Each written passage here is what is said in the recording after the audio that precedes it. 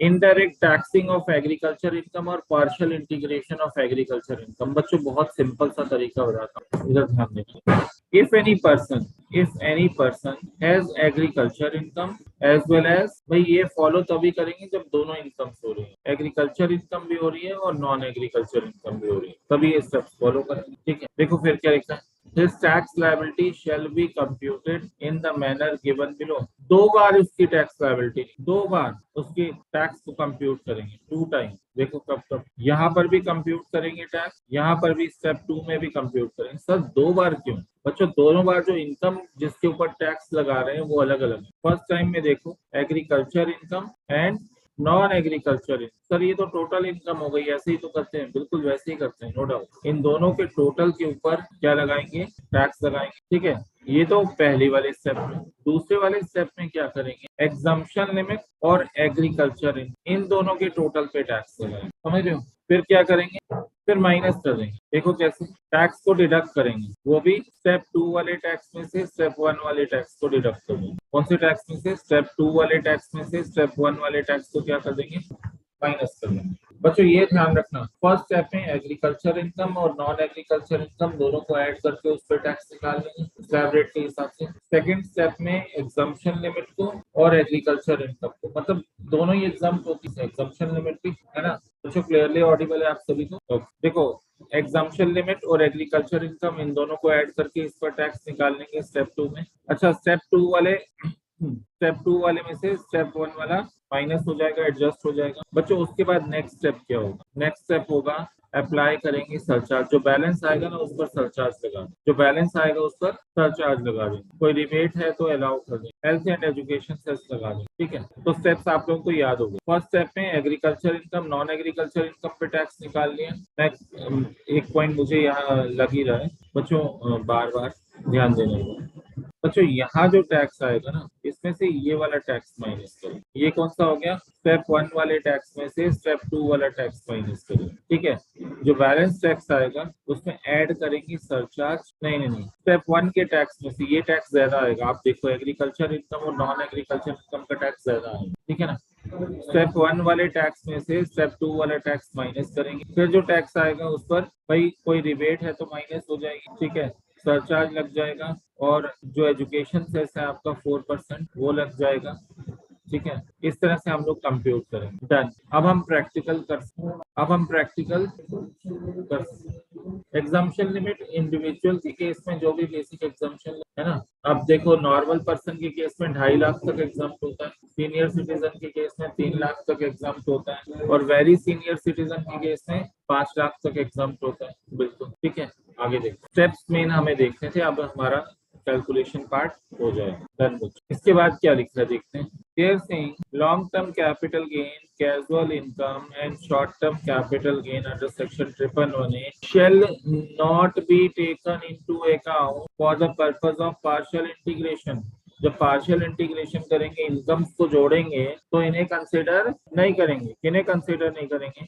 Long term capital gains को, casual income को, short term capital gain under section 111A shall not be taken into account for the purpose of partial integration। आगे देखते हैं। Partial integration is not applicable in case of partnership firm और company, क्योंकि उसमें basic exemption limit होती ही नहीं है। Partial integration is not applicable in case of partnership firm और कंपनी, क्योंकि उसमें बेसिक एग्जम्पशन लिमिट होती नहीं। बच्चों चलो कैलकुलेशन देखते हैं इसकी, ध्यान देना। Compute tax liability in the following cases. Mister x has income under the head business profession 5,50,000 income and agriculture income 2,50,000। Mr. Y has income under the head business profession 10 lakh, agriculture income।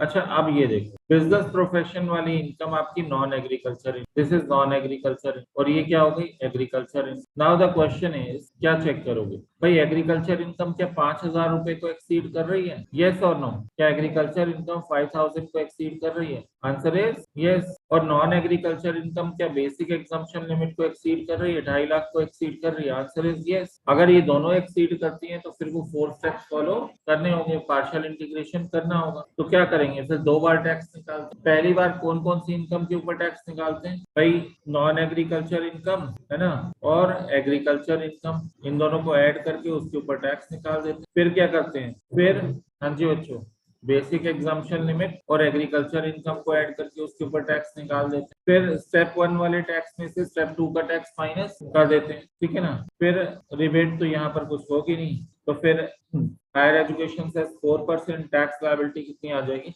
62,400। बच्चों step 1 में अगर किसी को doubt है पूछ लो, फिर मैं करवाऊंगा, नहीं तो आगे मैं बढ़ूँ। आप लोग कैलकुलेट करके जरूर देख। हम लोगों को कई बार बच्चों लगता है हम कर लेंगे, लेकिन जब एक्चुअली हम कैलकुलेटर पे कैलकुलेशन करते हैं तो होती नहीं है चीजें। पहले करके देखो एक बार, अगर आपकी कैलकुलेशन करेक्ट आ रही है तो ठीक है, नहीं आ रही तो मुझसे पूछो। बच्चों इसमें किसको लिया था हमने? Non agriculture income and agriculture income दोनों को ऐड करके उसके ऊपर टैक्स निकाला, है ना। यहाँ पर किसको लिया था? एग्रीकल्चर इनकम को। एग्रीकल्चर इनकम मतलब दोनों में आता है। And exemption limit, basic exemption limit add करके उसके ऊपर टैक्स निकाल लिया। फिर स्टेप 1 के टैक्स में से स्टेप 2 का टैक्स माइनस कर दिया। टैक्स ऑन स्टेप 1 में से टैक्स एट स्टेप 2 माइनस कर दिया।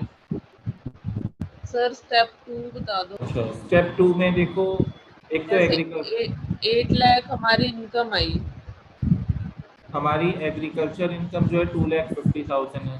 स्टेप 2 में देखें, है ना, मैं दिखाता हूँ। ये हमारी एग्रीकल्चर इनकम हो गई 2,50,000, ठीक है। और ये हमारी बेसिक एग्जम्पशन लिमिट हो गई 2.5 लाख। अच्छा, इसी पॉइंट में डाउट था या टैक्स की कैलकुलेशन में भी है? इसी में ला सर, इसी में हो गया सर क्लियर। चलो, ये इंडिविजुअल स्लैब रेट चलेगा। हाँ जी हाँ जी। तो बच्चों एग्रीकल्चर इनकम और बेसिक एग्जम्पशन लिमिट को ऐड करके उसके ऊपर टैक्स निकाल लिया स्टेप 2 में। बच्चों कैलकुलेशन जरूर करके देखना सभी बच्चे। बच्चों ये वाला हो गया आप लोगों का? Yes sir. हो गया डन बच्चों। नेक्स्ट देखें बच्चों, case 2, mister Y has income under the head business profession 10 lakh. मुझसे ना अभी एक क्वेश्चन भी पूछा है यहाँ पर कि डिडक्शंस किसमें से माइनस होंगे। वो क्वेश्चन नंबर 3 में है। वैसे बच्चों डिडक्शंस हमेशा नॉर्मल इनकम में से मिलती है, एग्जाम्पटेड इनकम में से नहीं मिलती, ठीक है ना। इस पॉइंट को ध्यान रखना। टैक्स डिडक्शन हमेशा टैक्सेबल इनकम। और इसमें एक पॉइंट और जरूरी है, अगर आपने एग्रीकल्चर इनकम में से कोई डिडक्शन के लिए पैसे खर्च किए भी हैं तो उसकी डिडक्शन नहीं मिलेगी, बिकॉज जो इनकम एग्जाम्प्ट है उसके एक्सपेंसेस की भी डिडक्शन नहीं मिलेगी। अगर एग्रीकल्चर इनकम एग्जाम्प्ट है तो उससे किए गए एक्सपेंसेस भी माइनस नहीं होंगे और उससे क्लेम की गई डिडक्शन भी नहीं मिलेगी, ठीक है ना। तो डिडक्शन एग्जाम्प्ट इनकम में से नहीं मिलती, डिडक्शंस उस इनकम में से मिलती है जो टैक्सेबल हो। क्या आगे और क्लैरिटी आएगी जैसे जैसे मैं प्रैक्टिकल्स कराऊंगा। केस 2 देखना बच्चों, बिजनेस प्रोफेशन की इनकम अगर हम देखें 10 lakh, gross total income 10 lakh, deduction 86 की कहीं नहीं, टोटल इनकम दे दी। फिर एग्रीकल्चर इनकम आ गई, फिर वैसे ही निकाल लिया। पहले नॉन एग्रीकल्चर और एग्रीकल्चर इनकम दोनों को ऐड करके उस पर टैक्स निकाल लिए। नॉन एग्रीकल्चर इनकम और एग्रीकल्चर इनकम दोनों को ऐड करके उस पर टैक्स निकाल लिया। फिर क्या किया? बेसिक एग्जम्पशन लिमिट और एग्रीकल्चर इनकम को ऐड करके उस पर टैक्स निकाल लिया। स्टेप 1 के टैक्स में से स्टेप 2 का टैक्स माइनस कर दिया। नेक्स्ट देखिए बच्चों, ये सब होमवर्क दिए, घर से जाके अगर प्रैक्टिस नहीं की तो क्लास में किया हुआ सब देखना है। पहले बता रहा हूँ, अगर आप प्रैक्टिस नहीं कर रहे, अगर आप खुद से नहीं करके देख रहे तो दिक्कत आएगी। नेक्स्ट पॉइंट देखो बच्चों, थर्ड सिचुएशन क्या था, ध्यान देना। थर्ड सिचुएशन में क्या था? देखो 10 lakh business income, agriculture income 2.5 lakh, deduction 80C से 80U की 1 लाख की। देखो क्या होगा, बस यहाँ एडिशनल पॉइंट क्या है? डिडक्शन। एडिशनल पॉइंट क्या है? डिडक्शन देखो इधर बच्चों, डिडक्शन यहाँ पे माइनस हो जाएगी, बिजनेस इनकम में टोटल इनकम आ गई। अब इंटीग्रेशन किसका होगा? जो डिडक्शन के बाद जो अमाउंट आया उसे नॉन एग्रीकल्चर इनकम, जो डिडक्शन माइनस करने के बाद अमाउंट आएगा उसे नॉन एग्रीकल्चर इनकम मान के उसे, बस ये पॉइंट है। बाकी सारी चीजें सेम है, सारे स्टेप सेम है, बस जो यहाँ पर अमाउंट लेना है वो 10 लाख ना लेके आफ्टर डिडक्शन वाला अमाउंट लेंगे नॉन एग्रीकल्चर। डन बच्चों, बाकी सब कुछ सेम है। तो मतलब होमवर्क है, घर से प्रैक्टिस करना है, बिल्कुल कंसेप्ट मैंने बता दिया बच्चों। नेक्स्ट केस क्या है? Mister A has income under the head business profession 5,50,000, agriculture income 10 lakh, ये भी कर लोगे आप। बिजनेस प्रोफेशन की income 2 lakh, agriculture income 10 lakh है। बच्चों यहाँ आ गया LTCG, long term capital gain, कैसे इंक्लूड करेंगे? केस नंबर कौन सा है? 6। तो एलटीसीजी है और लॉन्ग टर्म कैपिटल गेन। हाँ जी, क्या पढ़ा था बच्चों हम लोगों ने? एलटीसीजी, एसटीसीजी, 111 है और कैजुअल इनकम। इनके केस में पार्शियल इंटीग्रेशन, इनको पार्शियल इंटीग्रेशन के लिए नहीं लेते, ठीक है ना? हम लोगों ने ऊपर पढ़ा था एलटीसीजी, एसटीसीजी, 111A और कैजुअल इनकम को पार्शियल इंटीग्रेशन के लिए नहीं लेते, तो इस पर टैक्स डायरेक्टली कैलकुलेट होगा। अच्छा, एलटीसीजी में से आपको बेसिक एग्जम्पशन लिमिट मिल जाएगी क्योंकि कोई दूसरी इनकम नहीं है, तो बेसिक एग्जम्पशन लिमिट इसमें से माइनस हो जाएगी। अगर आप बेसिक एग्जम्पशन लिमिट का बेनिफिट कहीं और नहीं ले रहे, किसी और इनकम में से एडजस्ट नहीं कर रहे बेसिक एग्जम्पशन लिमिट को, आपकी बची हुई है, तो इसकी एडजस्टमेंट किसमें मिल जाती है बच्चों? लॉन्ग टर्म कैपिटल गेन में मिल जाती है, और बैलेंस पे 20% टैक्स लगा लोगे और इस तरह से कैलकुलेशन हो जाएगी। कैजुअल इनकम डायरेक्टली 30% के हिसाब से बच्चों टैक्सेबल हो जाती है। डन। अच्छा, और क्या दिया हुआ है? नेक्स्ट स्टेप, नेक्स्ट केस क्या दिया हुआ है सर? नेक्स्ट केस दिया हुआ है, mister B a non resident has LTC rupees 10 lakh and agriculture income 10 lakh. Let's see, there will be no partial integration as normal income is nil। भाई LTCG को partial integration के लिए लेंगे? नहीं लेंगे, चाहे रेजिडेंट है चाहे नॉन रेजिडेंट है, एलटीसीजी को पार्शियल इंटीग्रेशन के लिए नहीं लेंगे। लॉन्ग टर्म कैपिटल गेन को पार्शियल इंटीग्रेशन के लिए नहीं लेंगे। और कैजुअल इनकम के केस में भी क्या होगा? कैजुअल इनकम के केस में भी पार्शियल इंटीग्रेशन नहीं होगा। लास्ट केस वही है, रेजिडेंट को नहीं मिलती वो बेसिक एग्जम्पशन लिमिट, सिर्फ और सिर्फ रेजिडेंट के लिए और सिटीजन ऑफ इंडिया वो सब। वो नॉन रेजिडेंट को जो है सीनियर सिटीजन और वेरी सीनियर सिटीजन वाली नहीं होती, उसके लिए पर्टिकुलरली रेजिडेंट होना जरूरी है। अच्छा, अब आपका क्वेश्चन क्या है? एग्रीकल्चर इनकम पे टैक्स नहीं लग रहा। एग्रीकल्चर इनकम वैसे ही टैक्सेबल नहीं। एग्रीकल्चर इनकम को तो सिर्फ इंक्लूड करते हैं टैक्स कैलकुलेट करने के लिए, एक दो बार इंक्लूड करते हैं। एक बार तो हमने नॉन एग्रीकल्चर इनकम के साथ इंक्लूड करके टैक्स निकाल लिया, फिर बेसिक एग्जम्पशन लिमिट के साथ इंक्लूड करके निकाल लिया।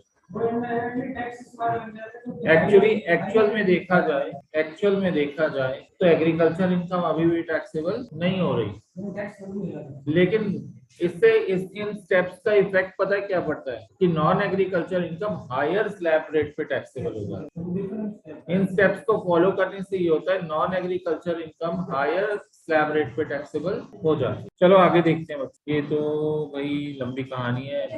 बच्चे कह रहे हैं कि सर लॉ का टाइम हो गया, एग्रीकल्चर इनकम के क्वेश्चन भी खत्म हो गए।